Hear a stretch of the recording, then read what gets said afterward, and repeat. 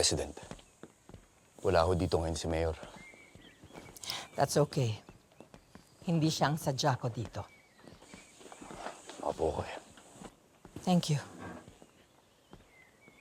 Vice. Okay na ako dito.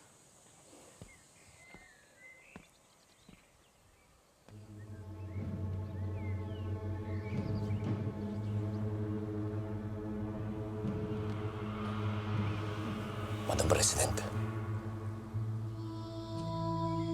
Hindi ko alam kung anong pakay niyo sa akin. Pero nakikiusap po ako sa inyo. Huwag niyo ho sanang idadamay ang pamilya ko rito.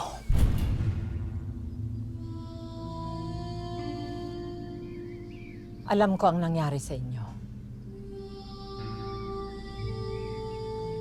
Poprotektahan ko kayo.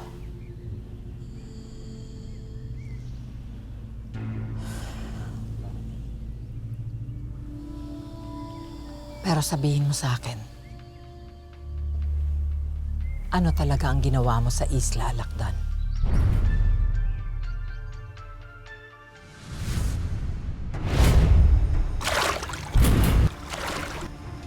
Nandito na tayo sa Isla Alakdan.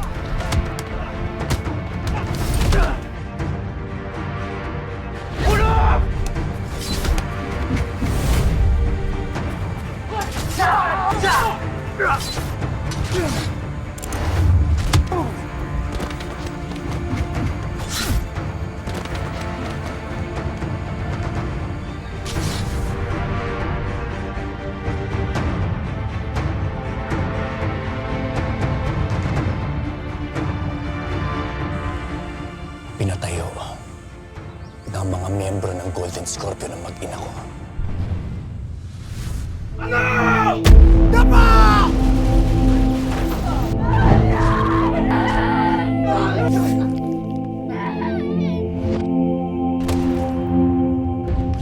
Panoorin mong mabuti to!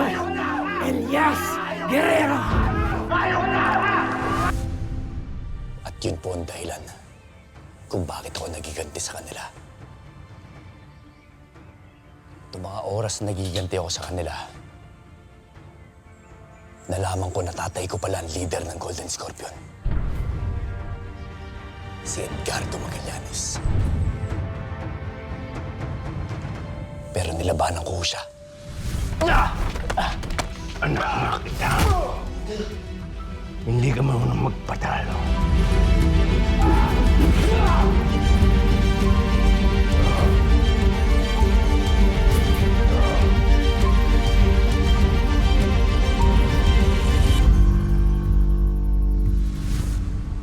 Dahil alam kong halang ang bituka niya.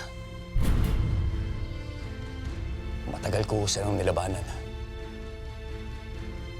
Hanggang sa mapabagsak kong Golden Scorpion doon mismo sa Isla Alakdan.